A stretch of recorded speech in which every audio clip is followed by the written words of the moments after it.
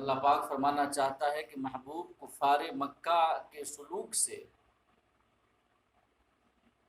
آپ کبیدہ خاطر نہ ہوں، آپ کے دل پر انقباض کی کیفیت طاری نہ ہو۔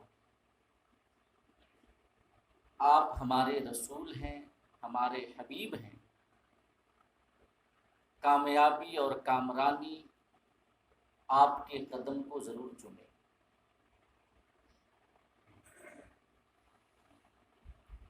تو اللہ پاک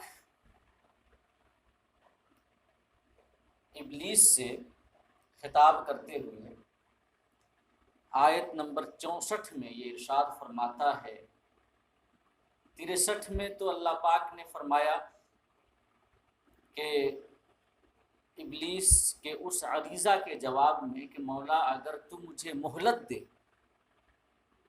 تو میں اولاد آدم کو پیس ڈالوں گا، یعنی عقائد کے اعتبار سے، اعمال کے اعتبار سے میں ان کی زندگیوں میں بگاڑ کو پیدا کروں، وہ بد عقیدگی اپنائیں گے اور بد عملی بھی اپنائیں گے۔ تو اللہ پاک نے آیت نمبر 63 میں فرمایا کہ جا تمہیں مہلت میں دیتا ہوں، لیکن یہ بھی یاد رکھنا کہ جو بھی تمہاری پیروی کرے گا تو تمہاری اور ان سب کی جزا جو ہے وہ جہنم ہے۔ اللہ پاک فرماتا ہے نا قرآن مجید میں کہ لَأَمْلَأَنَّ جَهَنَّمَ مِنَ الْجِنَّةِ وَالنَّاسِ أَجْمَعِينَ۔ اللہ فرماتا ہے کہ میں جہنم کو ضرور بھر دوں گا جناتوں سے اور انسانوں سے۔ اور جنات سے مراد سرکش جو جنات ہیں، جو کہ ان میں سے اکثر جو جنات ہوتے ہیں وہ سرکشی والے ہی ہوتے ہیں، کفر و شرک والے ہی ہوتے ہیں، کچھ ایمان والے اور نیک ہوتے ہیں۔ تو اللہ پاک نے فرمایا کہ میں جناتوں سے اور انسانوں سے جہنم کو ضرور بھر دوں گا۔ اور یہاں پر یہ بات قابل غور ہے کہ آپ پورا قرآن پڑھ ڈالیں، کہیں پر آپ کو یہ نہیں ملے گا کہ اللہ رب العزت نے جنت کو بھرنے کی بات بیان کی۔ سمجھ رہے ہیں؟ پورے قرآن میں آپ کو ایسی آیت نہیں ملے گی جس میں اللہ پاک نے جنت کو بھرنے کی بات کی، لیکن جہنم کو بھرنے کی بات اللہ پاک نے بیان کی ہے۔ اسی وجہ سے جہنمیوں کی کثرت ہوگی میدان محشر میں۔ جو دین سے بیزار، دین سے دور، دین کے دشمن اور جہنمی لوگ ہوں گے، ان کی تعداد کثیر ہوگی بنسبت جنتیوں کے۔ تو اللہ پاک نے جہنم کو بھرنے کا وعدہ کیا ہے، اور جہنم کتنی وسیع و عریض ہے، اس میں کتنی جگہ ہے، کشادگی ہے، اس کا اندازہ اس بات سے کریں کہ اللہ رب العزت نے قرآن مجید میں ارشاد فرمایا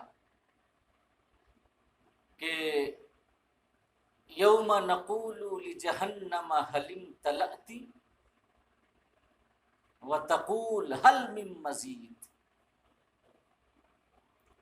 کہ ہم قیامت کے روز جہنم سے پوچھیں گے، جہنمیوں کو ڈالنے کے بعد، جہنم میں جب جہنمی چلے جائیں گے تو میں، اللہ پاک فرماتا ہے کہ ہم جہنم سے پوچھیں گے هل امتلأت، کہ کیا تو بھر گئی،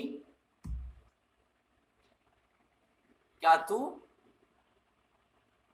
جہنم سے اللہ پاک پوچھے گا کیا تو بھر گیا، جہنم مذکر ہے، کیا تو بھر گیا؟ تو جہنم جو ہے جواب دے گا اللہ رب العزت کو، حل من مزید، مولا کچھ اور ہیں، ہمارے پاس ابھی بڑی جگہ ہے، ہمارے پاس ابھی بہت زیادہ جگہ ہے، کچھ اور ہیں۔ اسی آیت کریمہ کے حوالے سے ایک واقعہ سنیں کہ پیر کرم شاہ اظہری علیہ رحمت و رضوان، جماعت اہل سنت کے ایک عظیم عالم دین، جنہوں نے ضیاء القرآن کے نام سے ایک تفسیر لکھی ہے قرآن مجید، تو آپ نے ایک واقعہ بھی لکھا ہے کہ ایک بار عیسائی اسکالرس میرے پاس آئے، عیسائی بڑے بڑے علماء جو کہ علوم شرقیہ کے ماہرین تھے، مستشرقین جن کو کہا جاتا ہے، اورینٹلسٹ، ان کا ایک طبقہ ہے عیسائیوں اور یہودیوں کا، جو کہ علوم شرقیہ یعنی قرآن، حدیث، اسلامی علوم بڑی محنت سے پڑھتے ہیں اور بڑی مہارت حاصل کرتے ہیں۔ مقصود یہ ہوتا ہے کہ پڑھ کے کہیں سے اسلام کے خلاف ان کو بات کرنے کا موقع مل جائے اسلام کی کتابوں سے، سمجھ رہے؟ اور یہ ایک لمبے عرصے سے چل رہا ہے۔ عیسائیوں اور یہودیوں کا ایک طبقہ جن کو اردو میں مستشرقین کہا جاتا ہے، وہ دن رات مصروف ہے کہ قرآن و حدیث کا مطالعہ کرے اور قرآن و حدیث میں کوئی ایسی بات نکالے کہ جس کو بیس اور بنیاد بنا کر وہ اسلام پہ اعتراض کر سکے، پیغمبر اسلام پر اعتراض کر سکے۔ لیکن یہ اسلام کی حقانیت کی دلیل ہے کہ شبانہ روز محنتوں کے باوجود انہیں کوئی ایسی بات نہیں ملتی، اور جب انہیں کوئی جنوین اعتراض اور سوال نہیں ملتا تو پھر وہ بے پر کی اڑاتے، اپنے ذہن کا استعمال کر کے کھینچ تان کر کے اعتراضات اور سوالات لاتے ہیں آقا کریم کی سیرت پر، قرآن پر، احادیث پر، لیکن ہمارے علماء کے جواب اتنے دنداں شکن ہوتے ہیں کہ پھر دوبارہ انہیں اس اعتراض اور سوال کو دہرانے کی حاجت نہیں ہوتی۔ تو ایک بار پیر کرم شاہ اظہری یہ لکھتے ہیں کہ عیسائی اسکالرس کی ایک جماعت، عیسائی علماء کی ایک ٹیم ان کے پاس آئی اور آ کر کے یہ کہا کہ کیا عام مسلمانوں کی طرح آپ کا بھی یہی عقیدہ ہے کہ قرآن کی طرح آیت بنانا محال ہے؟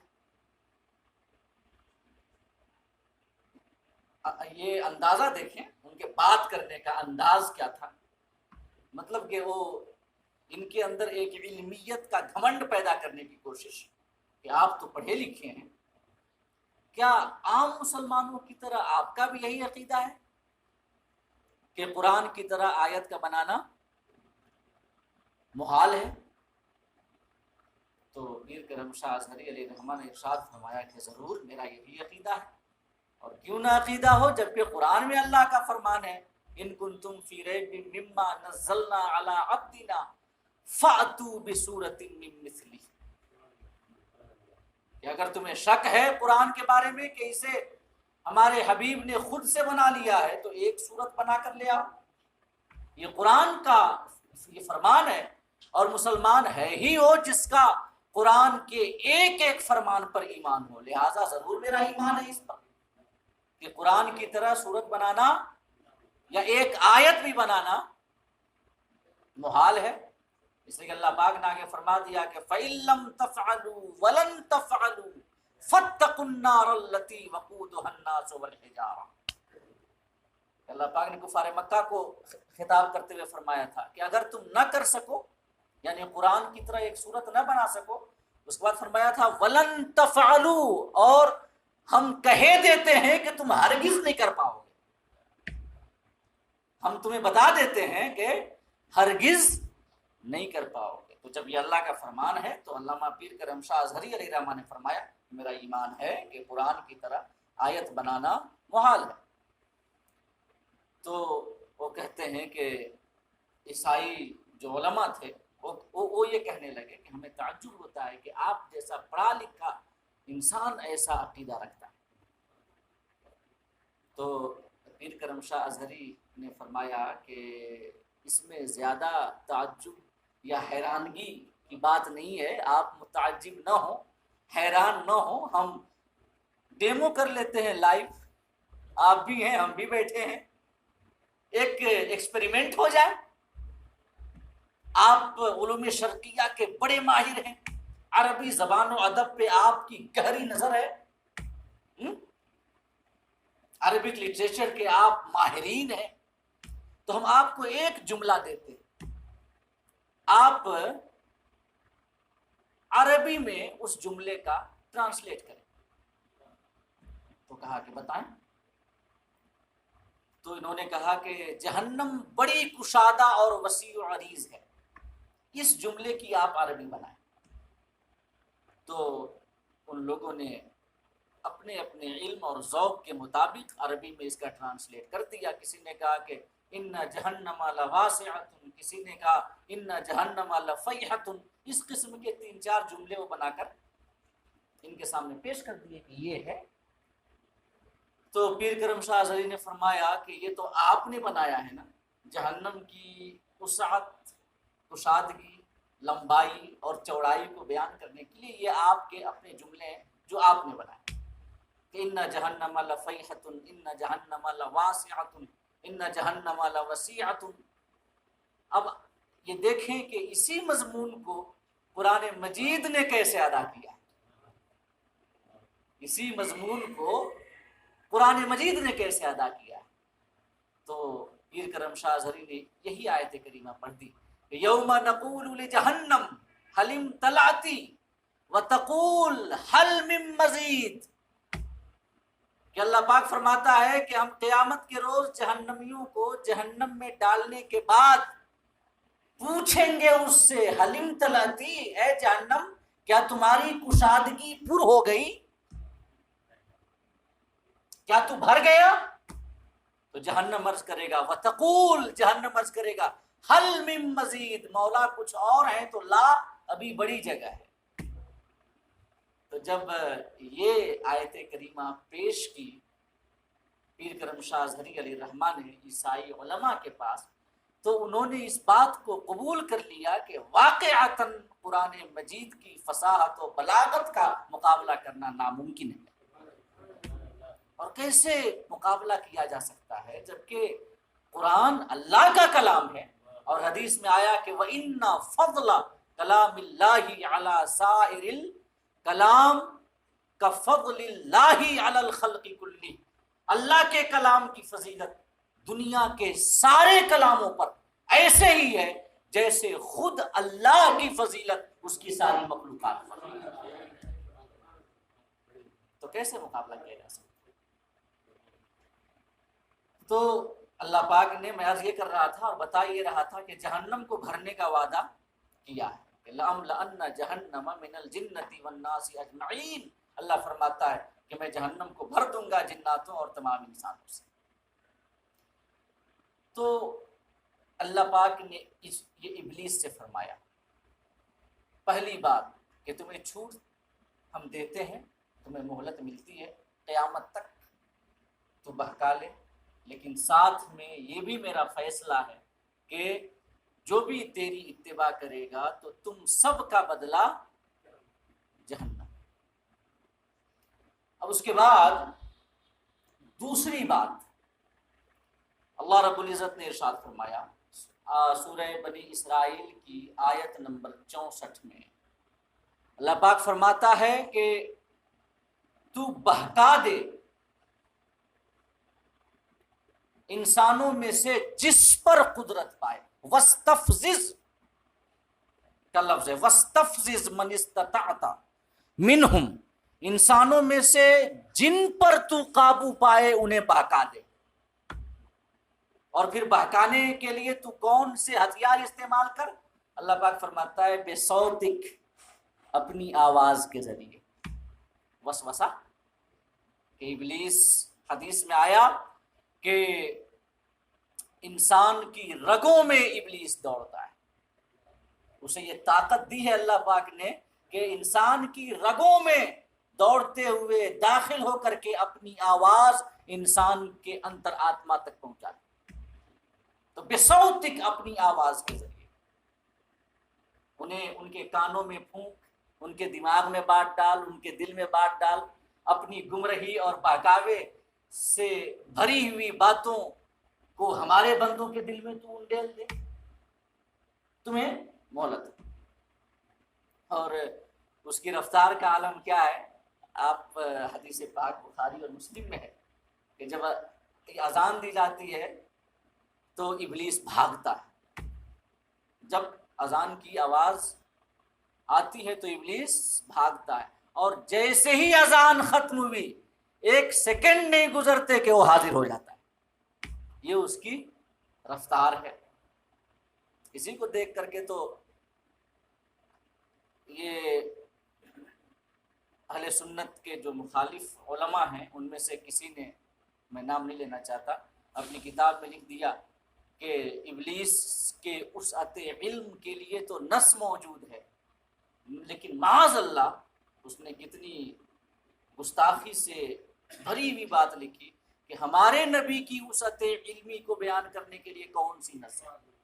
نص یعنی قرآن یا حدیث، معاذ اللہ رب العالمین۔ مطلب کہ ابلیس کی وسعت علمی کو نص سے ثابت مانا جا رہا ہے، اور آقا کی وسعت علمی کے لیے نص سے دلیل طلب کی جا رہی ہے۔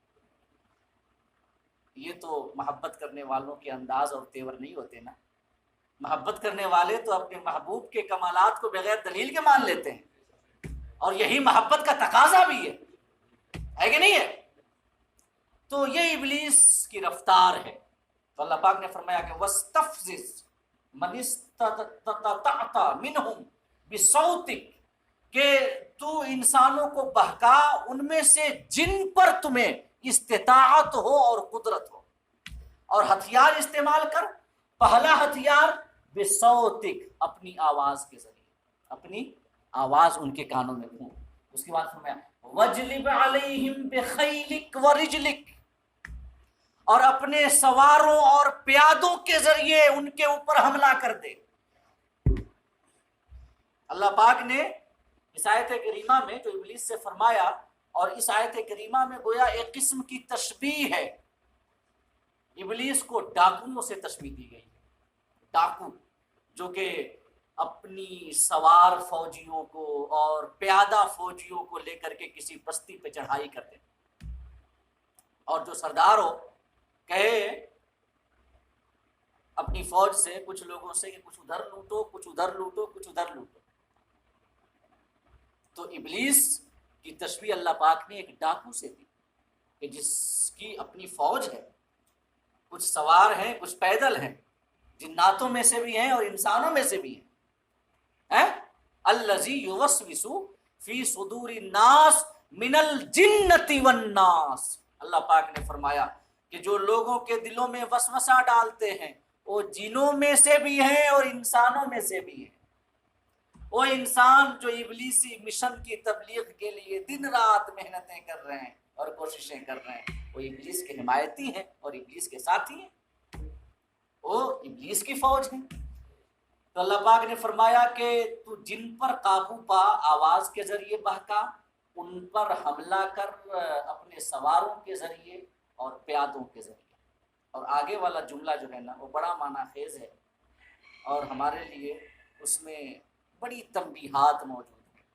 اللہ فرماتا ہے، جو اس نے ابلیس سے فرمایا اسی کی حکایت کرتا ہے کہ وَشَارِكْهُمْ فِي الْأَمْوَالِ وَالْأَوْلَادِ وَعِدْهُمْ، اور ان کے مالوں میں اور ان کی اولاد میں تو شریک ہو جا اور انہیں وعدہ دے۔ ان کے مالوں میں شریک ہو جا اور ان کی اولاد میں شریک ہو جا، اور انہیں اپنا وعدہ دے، یعنی کہ سبز خواب دکھا اور کامیابیوں اور کامرانیوں کی جھوٹی پٹیاں پڑھا، انہیں دھوکہ دے، تو یہ وعدہ سے مراد یہی ہے کہ انہیں اپنے جھوٹے وعدوں میں پھنسا۔ آگے اللہ پاک نے فرمایا وما یعدہم الشیطان الا غرورا، شیطان انسانوں سے جو بھی وعدہ کرتا ہے وہ فریب کا وعدہ کرتا ہے اور دھوکہ کا وعدہ کرتا ہے۔ تو مالوں میں انسانوں کے شریک ہو جا، ان کی اولاد میں تو شریک ہو جا۔ اللہ پاک نے ابلیس سے فرمایا، ذرا دیکھیں ابلیس ہمارے مالوں میں بھی شریک ہوتا ہے، ہماری اولاد میں بھی شریک ہوتا ہے۔ کیسے شریک ہوتا ہے؟ مال تو ہم کماتے ہیں، محنت ہم کرتے ہیں، کوشش ہم کرتے ہیں، اولاد ہماری ہوتی ہے، ان کو پڑھانے لکھانے کے لیے ہم کوششیں کرتے ہیں، تو اولاد اور مال میں ابلیس کیسے شریک ہوتا ہے؟ علماء تفسیر نے فرمایا کہ جب انسان مال کمانے کے لیے ناجائز اور غلط راستوں کو اپنا لے، حرام طریقوں کو اپنائے، جائز ناجائز میں فرق بھول جائے، صرف پیسہ کمانا اس کا مطمح نظر ہو، اور اچھے راہوں کو، اچھے راستوں کو چھوڑ کر غلط راستوں سے مال کو کمانے لگ جائے، تو اس کے مال میں ابلیس شریک ہے، اس کے مال میں ابلیس شریک ہے۔ اور اولاد میں کیسے شریک ہے؟ اگر ہم اپنی اولاد کی دینی تعلیم، ان کی اخلاقی تربیت اور انہیں اللہ کا بندہ بنانے کے لیے کوشش نہ کریں تو گویا ہم نے اپنی اولاد میں ابلیس کو شریک کر لیا۔ سمجھ؟ اگر اپنی اولاد کو اچھی تربیت نہ دی جائے، اچھا ماحول انہیں فراہم نہ کیا جائے کہ تاکہ وہ اللہ کے بندے بن سکیں، وہ بندے بن سکیں جن کے حوالے سے اللہ پاک نے فرمایا کہ ابلیس میرے بندوں پر تیرا بس نہیں چلے گا۔ تو اگر اپنی اولاد کو ہم اللہ کے بندے بنانے کے لیے کوششیں نہیں کرتے، ان کے اخلاق کی عمدگی کے لیے کوششیں نہیں کرتے، ان کو دینی تعلیم دینے کے لیے ہم کوششیں نہیں کرتے، تو گویا ہم اپنی اولاد میں ابلیس کو شریک کرتے ہیں۔ اور یاد رکھیے گا ابلیس خالی ہمارے جرموں میں شریک ہے، مال غلط طریقے سے کمائیں اس میں شریک ہے، اولاد کی اخلاقی عمدگی کا ہم دھیان نہ رکھیں اس میں شریک ہے، لیکن جرموں کا جو نتیجہ ہوتا ہے نا وہ ہمیں اکیلے بھگتنا ہے، انجام میں وہ شریک نہیں ہے میرے بھائی۔ ایسا نہیں ہے کہ ہمارا عذاب وہ کچھ اپنے بدن پہ لے لے گا، ایسا نہیں ہے کہ جہنم کی آگ کو کچھ وہ ہمارے اوپر اوڑھ لے گا۔ ابلیس کا تو وہ حال ہے کہ غزوہ بدر میں لے کر کے گیا اور جب یہ فرشتوں کو دیکھا تو بھاگنے لگ گیا۔ کسی نے پوچھا کہ کہاں بھاگ رہے ہو؟ ہمیں یہاں یہ جنگ میں پھنسا کر کے، تو کہتا ہے کہ میں وہ دیکھ رہا ہوں جو تم نہیں دیکھ رہے ہو، اور میں اللہ سے ڈرتا ہوں۔ تو ابلیس کا تو یہ حال ہے، وہ ہمارے جرموں میں شریک تو ہوگا، ہماری خطاؤں میں تو شریک ہوگا، ہمارے گناہوں میں تو شریک ہوگا، لیکن جو بھیانک اور خوفناک انجام ہمارے گناہوں کا ہمارا انتظار کر رہا ہوگا وہ انجام ہمیں اکیلے بھگتنا ہوگا، سزا بھی ہمیں اکیلے بھگتنی ہے۔ تو جب انجام کے ہم خود مالک ہیں تو اب اپنے اعمال میں ہم کیوں ابلیس کو شریک کریں؟ ہے کہ نہیں ہے؟ تو سنیں اللہ پاک نے کیا فرمایا کہ وَشَارِكْهُمْ فِي الْأَمْوَالِ وَالْأَوْلَادِ وَعِدْهُمْ، لوگوں کے مالوں میں شریک ہو جا، ان کی اولاد میں شریک ہو جا، انہیں جھوٹے وعدے کر۔ اور پھر اللہ پاک ہمیں تنبیہ کرتا ہے کہ سن لو وَمَا يَعِدُهُمُ الشَّيْطَانُ إِلَّا غُرُورًا، شیطان تم سے جو وعدہ کرتا ہے سب فریب کا وعدہ ہوتا ہے، لہٰذا اس کی باتوں میں کبھی نہ پڑو۔ اب اس کے بعد آیت نمبر 65 میں ایک اور بات جو اللہ پاک نے ابلیس سے فرمائی وہ اس کا ذکر۔ اللہ فرماتا ہے ان عبادی لیس لک علیہم سلطان، کہ اور یہ بھی سن لے تمہیں مہلت ہے، تمہارے پاس فوج ہے پیادوں کی اور سواروں کی، لیکن سن لے ان عبادی لیس لک علیہم سلطان، جو میرے بندے ہوں گے ان پر تیرا بس نہیں چلے گا، جو میرے بندے ہوں گے ان پر تیرا بس نہیں چلے گا۔ وَكَفَى بِرَبِّكَ وَكِيلًا، اور اللہ پاک ہمیں خطاب کرتے ہوئے آگے ارشاد فرماتا ہے کہ سننے والے، تیرا رب کام بنانے کے لیے، کارسازی کے لیے، توکل کے لیے بھروسہ کے لیے کافی ہے۔ پہلے ابلیس کو کہا کہ میرے بندوں پر تیرا بس نہیں چلے گا، اس کے بعد ہمیں اللہ رب العزت نے فرمایا وَكَفَى بِرَبِّكَ وَكِيلًا۔ یہ جانتے ہیں یہ کیوں فرمایا، ہمیں خطاب کیوں ہے؟ فوراً ابلیس سے جو خطاب تھا اس کی حکایت کے بعد ہم سے خطاب، اور وہ بھی کس انداز میں، وَكَفَى بِرَبِّكَ، رَبِّكَ تیرا رب، تیرا رب۔ اللہ فرمانا چاہتا ہے میرے بندے میں تیرا رب ہوں، میں تیرا رب ہوں، اور ابلیس کو جو ہم نے اتنی چھوٹ دے رکھی ہے، میں تو تیرا رب ہوں، اور میں تمہاری کارسازی، تمہارے توکل اور بھروسے اور تمہارا ہر کام بنانے کے لیے کافی ہوں۔ لہٰذا اگر ابلیس سے تو بچنا چاہتا ہے تو جیسے میں تیرا رب ہوں تو بھی میرا بندہ بن جا، تو بھی میرا بندہ بن جا، اور جب میرا بندہ بن جائے گا تو شامل ہو جائے گا ان عبادی لیس لک علیہم سلطان میں، کہ جو میرے بندے ہوں گے ان پر تیرا بس نہیں چلے گا۔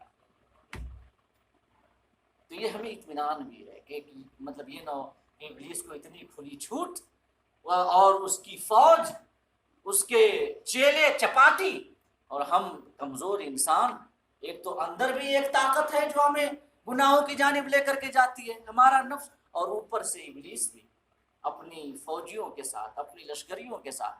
اللہ فرماتا ہے کہ کیوں تو کسی قسم کے غم میں مبتلا ہوتا ہے، کیوں فکر کرتا ہے؟ بس میں تیرا رب ہوں، تو میرا بندہ بن جا، میں تمہارا کام بنانے کے لیے کافی ہوں، اور ابلیس سے بچانے کے لیے تمہیں کافی ہوں، بشرطے کہ تو میرا بندہ بن جا۔ اور یہ بھی ہے اس میں کہ یہ بھی تنبیہ ہے کہ اللہ فرمانا چاہتا ہے کہ ابلیس چاہے لاکھ کوششیں کر لے، ابلیس چاہے لاکھ کوششیں کر لے، لاکھ بہکا لے، لیکن جو میرے بندے ہوں گے، جو میرے احکام پہ چلنے کا عزم کریں گے، جن کی نیت یہ ہوگی کہ وہ دین اسلام کے احکامات کے مطابق زندگی گزاریں، تو ابلیس سے بچنے کی راہ ان کے لیے میں پیدا کروں گا، میں پیدا کروں گا۔ غوث اعظم کے بارے میں آتا ہے نا، غوث اعظم فرماتے ہیں کہ جب میں یہ ابتدائی مجاہدہ کے دنوں میں جب جنگلوں میں تھا، تو جب ابلیس اور شیاطین میری جانب آگ کے ہتھیار اور گولے لے کر کے دوڑتے حملہ کرنے کے لیے، تو اندر سے میں آواز سنتا کہ کوئی کہہ رہا ہوتا عبد القادر کھڑا ہو جا، ڈرنا مت، ان شیاطین کا مقابلہ کر، کیونکہ میں نے تمہیں ثابت قدم بنایا۔ تو اگر کوئی بندہ عزم کر لے کہ ہمیں دین کی راہ پہ چلنا ہے، تو راستے خود بخود نکلتے چلے جاتے ہیں، اور راستہ نکالنے والی ذات کوئی اور نہیں بلکہ ہمارا پروردگار۔ اور یہ تقدیر کی جانب بھی اشارہ ہے اس وَكَفَى بِرَبِّكَ وَكِيلًا میں، کہ یہ ابلیس کی اپنی کوششیں، نفس کی کہ اپنے بہکاوے، لیکن اللہ جس کو چاہتا ہے ہدایت دیتا ہے، جس کو چاہتا ہے گمراہی کر کی وادی میں ڈھکیل دیتا ہے۔ گمراہ کرنا، ہدایت دینا، یہ اللہ رب العزت کا کام ہے، اور جب اللہ پاک ہدایت بھی دینے والا ہے، گمراہ بھی گمراہی بھی اسی کی جانب سے ہے، تو اگر ہمیں ہدایت کو حاصل کرنا ہے، گمراہی سے بچنا ہے، تو ہمیں اپنے رب سے اپنا رشتہ مضبوط کرنا ہو، اپنے رب سے۔ ابلیس آزاد ہے، اس کی لشکریاں آزاد ہیں، اس کے پاس ہتھیار ہیں، وسوسے ہیں، طاقت ہیں۔ اب اگر کوئی بچنا چاہتا ہے تو اس کے لیے پھر ضروری ہے کہ اپنے رب سے اپنا رشتہ مضبوط کرے، اور اپنے رب سے رشتہ مضبوط کرنے کا طریقہ یہ ہے کہ سب سے پہلے شرک کو چھوڑ کر وحدانیت کا اقرار کرے، ایک خدا کو اپنا معبود مانے، اور عبادت و ریاضت کے ذریعے اپنا رشتہ عبودیت مضبوط کرے۔ اسی وجہ سے آیت نمبر 65 میں 64 میں تو یہ بیان، یہ اللہ پاک نے یہ بیان کیا کہ میرے بندو تمہارا رب کافی ہے، اور جب کافی ہے رب تو رشتہ مضبوط کرنا ہوگا نا۔ اب رشتہ کیسے مضبوط کرنا ہے، اللہ پاک اسی کو آگے بیان کرتا ہے، اور اللہ رب العزت اپنی معرفت کے لیے، اپنی پہچان دینے کے لیے، اللہ پاک ہمیں حکم دیتا ہے کہ ہم کائنات کی چیزوں میں غور و فکر کریں تاکہ رب سے ہمارا رشتہ مضبوط ہو سکے، ہم رب کو پہچان سکیں۔ تو اللہ پاک آگے آیت نمبر 66 میں اپنا تعارف بیان کرتا ہے۔ اللہ فرماتا ہے کہ ربکم الذی یزجی لکم الفلک فی البحر لتبتغوا من فضلہ انہ کان بکم رحیما۔ اللہ پاک فرماتا ہے کہ تمہارا رب وہ ہے جو تمہارے لیے دریا میں کشتی رواں کرتا ہے۔ اب معرفت اگر رب کی حاصل کرنی ہے، پہچان حاصل کرنی ہے، تو اب یہ ہے نا، صوفیاء کرام کا ایک بڑا مشہور مقولہ ہے، صوفیاء کرام کا قول ہے، اللہ کے ولیوں کا، کہ لا تفکروا فی اللہ وتفکروا فی آلاء اللہ۔ اگر اللہ کی معرفت حاصل کرنی ہے تو اللہ کی ذات میں غور نہ کرو بلکہ اس کی نعمتوں میں غور کرو، اس کی نعمتوں میں غور کرو، کیونکہ اللہ کی ذات بڑی بلند ہے اور نعمتوں میں غور کرنا آسان ہے۔ اللہ رب العزت کی ذات میں، اس کی صفات میں اگر ہم غور کریں تو یہ غور کرنے کے نتیجے میں ہو سکتا ہے کہ ہم گمراہی کے گڈھے میں چلے جائیں، کیونکہ اللہ رب العزت کی ذات و صفات ہمارے ہیت ادراک سے باہر ہے، ہماری عقل کی پہنچ سے باہر ہے، ہماری فکر کی رسائی سے باہر ہے، ہمارے خیال کی بلندی وہاں تک نہیں پہنچ سکتی۔ اگر اللہ کو پہچاننا ہے تو ان نعمتوں پر ہم غور و فکر کریں جو اللہ نے کائنات میں بکھیر دی ہیں ہمارے لیے۔ تو اللہ پاک یہاں پر آیت نمبر 66 میں سورہ بنی اسرائیل کی جو اپنا تعارف پیش کرتا ہے اور بیان کرتا ہے اپنے بندوں کے لیے تاکہ وہ اپنے رب کو پہچان سکیں، تو اللہ پاک اپنی ایک نعمت کا تذکرہ کرتا ہے کہ دیکھو میری یہ نعمت ہے، غور کرو۔ دریا ہے، پانی کہ جس میں ایک چھوٹا سا کنکر بھی اوپر نہیں ٹھہرتا، بلکہ اگر ڈالا جائے کنکر کو تو نیچے چلا جاتا ہے۔ اور یہ کشتیاں کئی سو میٹر لمبی، کئی سو میٹر چوڑی، اور اتنے بوجھ سے لدی ہوئی کشتیاں، اور جب وہ پانی پر چلتی ہیں تو وہ رواں ہو جاتی ہیں، چلتی ہیں، ڈوبتی نہیں۔ تو کون ہے وہ ذات؟ کون ہے وہ ذات؟ اگر کوئی کہے کہ یہ تو فزکس ہے، یہ تو فزکس ہے، تو اس کا جواب میں دوں گا کہ تمہاری عقل میں فزکس کس نے ڈالی ہے؟ کیا تم ماں کی پیٹ سے فزکس سیکھ کر آیا تھا؟ ایسا تو نہیں ہے نا۔ عقل میں جو اس کائنات میں چھپے ہوئے قوانین قدرت کو سمجھنے، ان کو برتنے اور ایکسپریمنٹ کر کے اپنے فائدے کے لیے استعمال کرنے کی ہمیں طاقت و قوت کس نے دی؟ اور جو فزکس ہے ہمیں صرف قانون تک لے کر جاتا ہے، لیکن اب اس قانون سے آگے بھی ایک سوال ہے کہ وہی ویسا ہی کیوں ہے؟ اس کا الٹ کیوں نہیں ہے؟ اس کا الٹ کیوں نہیں ہے؟ کم یا زیادہ کیوں نہیں ہے؟ اتنا ہی کیوں ہے؟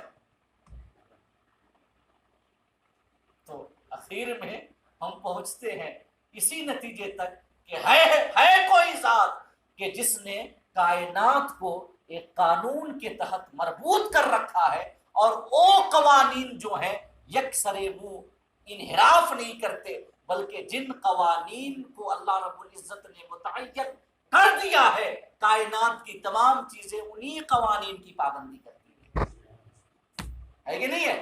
تو اللہ پاک فرماتا ہے کہ ربکم الذی یزجی لکم الفلک فی البحر لتبتغوا من فضلہ، تمہارا رب وہ ہے جو کہ دریا میں کشتیاں روا کرتا ہے، اس لیے لتبتغوا من فضلہ، تاکہ تم اللہ کا فضل تلاش کرو، اللہ کا فضل تلاش کرو۔ اور فضل سے مراد کیا ہے؟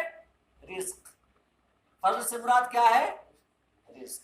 اور رزق کی تعبیر اللہ پاک نے فضل سے کیوں کی ہے میں کئی بار بتا چکا ہوں۔ کئی وجہ ہیں اس کی، مختصراً بیان کر دوں۔ پہلی وجہ تو یہ ہے کہ اگر رزق حد سے زیادہ مل جائے تو بھی ہمارے لیے نقصان ہوتا ہے، تو اللہ پاک نے فضل سے تعبیر کیا مہربانی، یعنی اللہ اپنے فضل سے ہمیں اتنا ہی دیتا ہے جتنی ضرورت ہوتی ہے، جتنی ضرورت ہوتی ہے. یہ تو اور یہ بھی تقاضا ہے اس کی شان ربوبیت کا، کیونکہ اللہ رب ہے اور رب وہ ہوتا ہے جو ضرورت کے مطابق عطا کرے. ماں باپ کے لیے لفظ آیا ہے کما ربیانی صغیرہ، آیا ہے نا کہ والدین کے لیے دعا کرو قر رب ارحمہما کما ربیانی صغیرہ، ماں باپ کے لیے دعا کرو کہ مولا ان پر تو رحم فرما کما ربیانی صغیرہ، جیسے انہوں نے بچپنے میں مجھے پالا.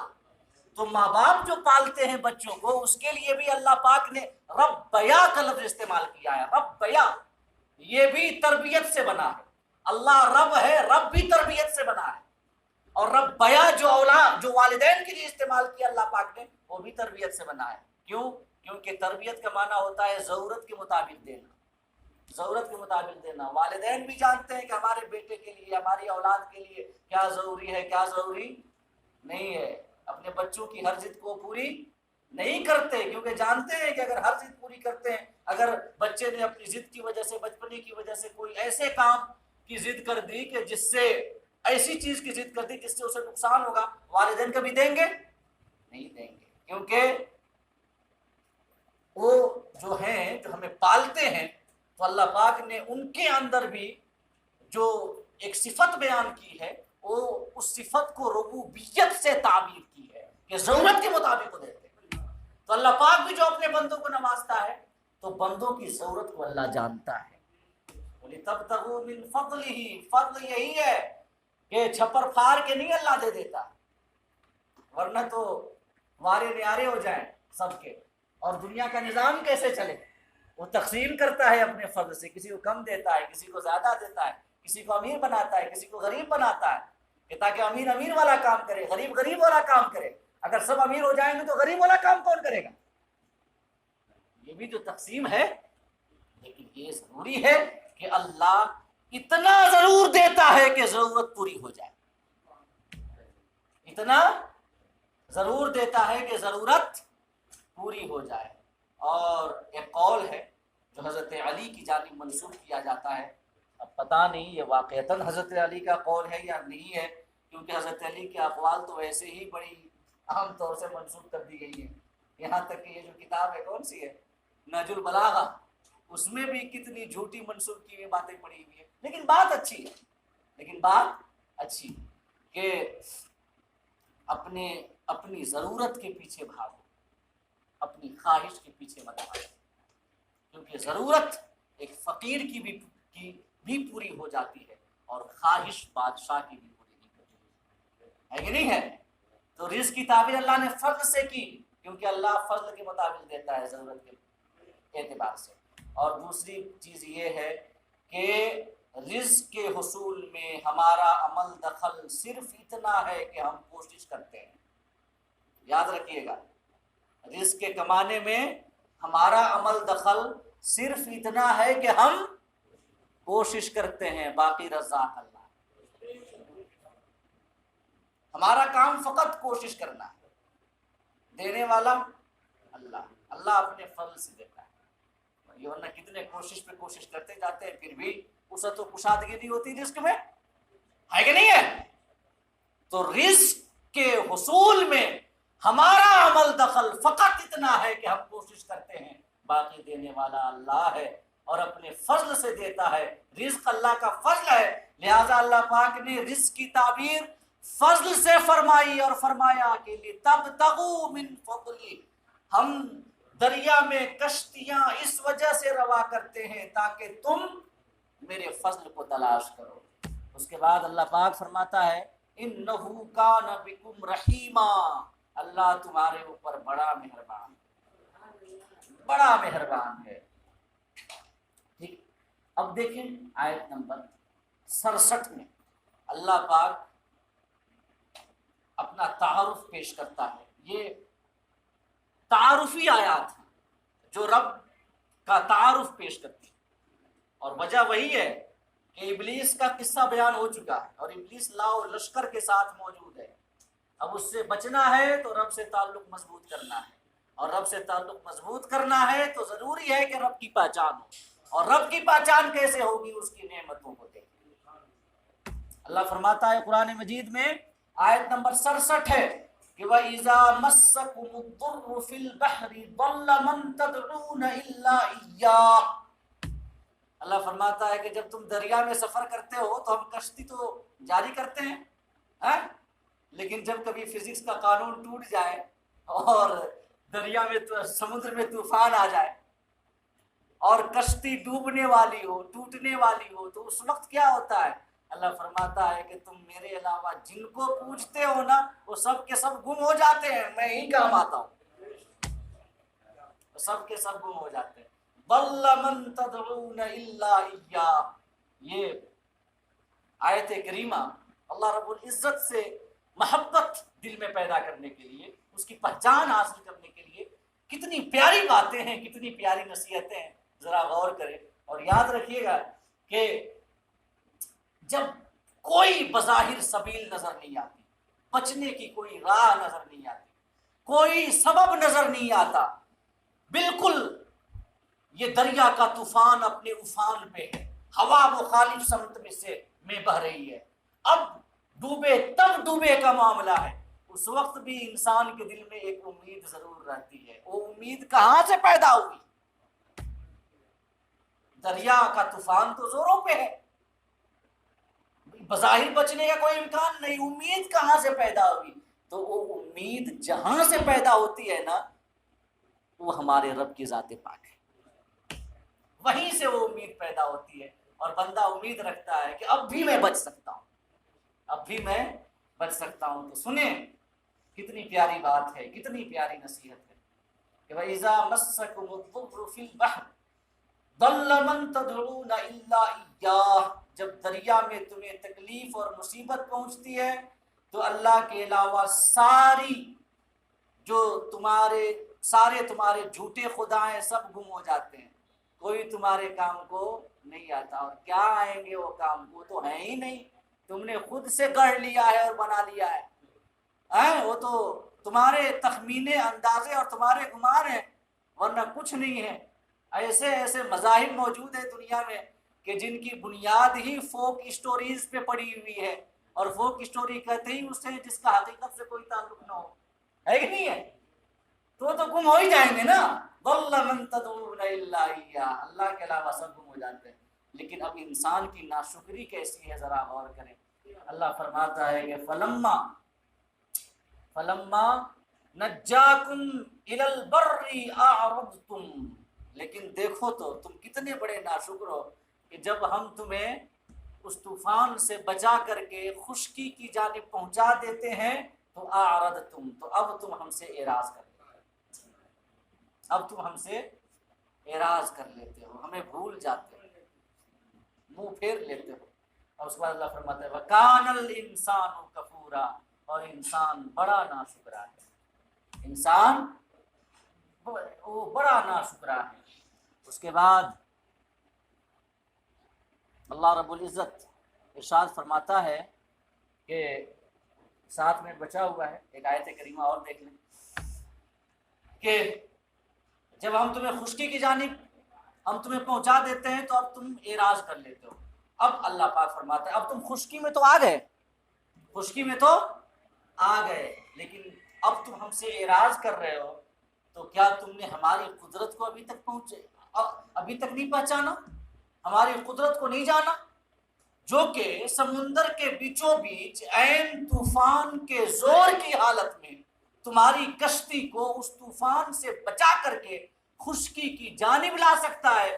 کیا وہ اس بات پہ قادر نہیں ہے کہ اگر وہ چاہے تو تمہیں خشکی میں ہی دھسا دے؟ ہے کہ نہیں ہے؟ وہ تو اس بات پہ بھی قادر ہے کہ چاہے تو تمہیں پانی کی بھی ضرورت نہ ہو ڈبانے کے لیے، خشکی میں دھسا دے گا۔ کیا قوموں پہ عذاب نہیں آئے ہیں؟ قوم لوط پہ عذاب نہیں آیا؟ جبریل امین کو بھیجا گیا، انہوں نے ان کا جو شہر تھا قوم لوط، جو کہ بدفعلی کیا کرتے تھے اپنے ہم جنسوں کے ساتھ، ابتدا وہیں سے ہوئی،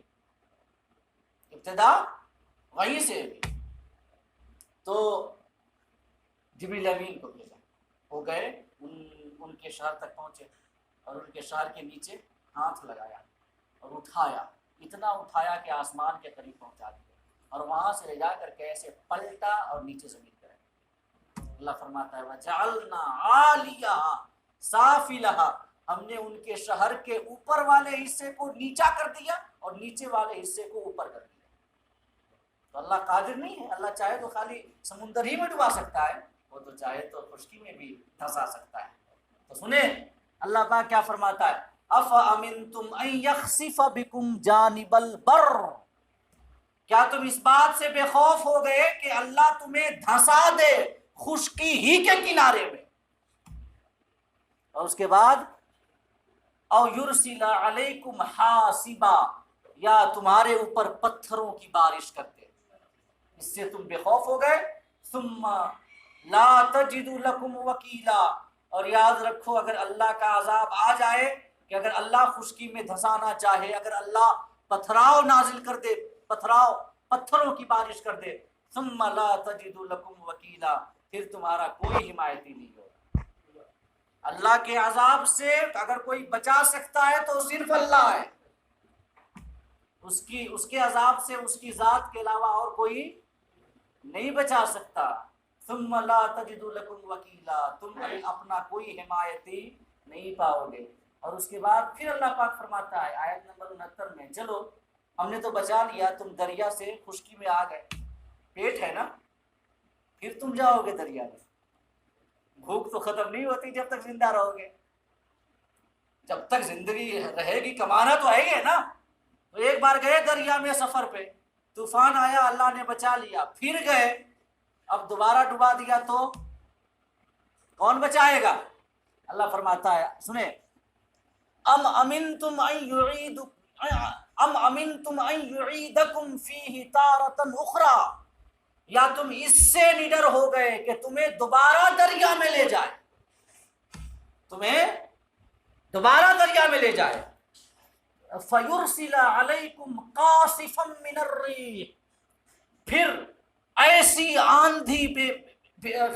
آندھی بھیجے جو آندھی تمہاری کشتی کے ٹکڑے کر دے، کشتی کے ٹکڑے کر دے۔